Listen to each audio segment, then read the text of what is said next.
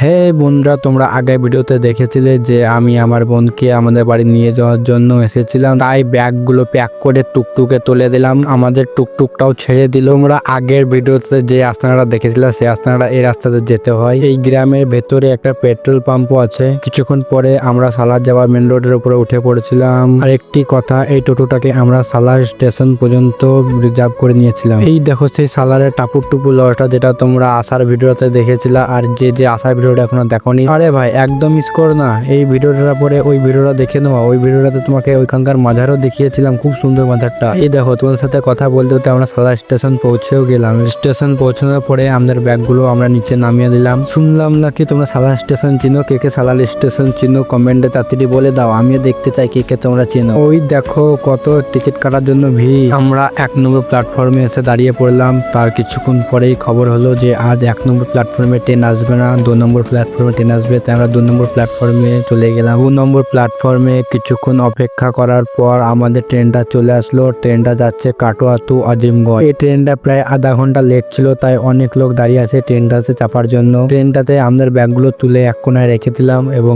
ট্রেনটা কিছুক্ষণ পরে ছেড়ে দিল। ট্রেনটা দেখো একদম সাপের মতো বেচছে। আমরা আমাদের স্টেশনে পৌঁছে নেমে পড়লাম। আমরা একটা টোটো ধরে আমরা বাড়ি যেতে শুরু করলাম। বন্ধুরা, আমি বাড়ি পৌঁছে গেলাম। এখন আমি হাত মুখ দিয়ে ফ্রেশ হয়ে, তোমরা ভিডিওটাকে লাইক করো। Bye bye.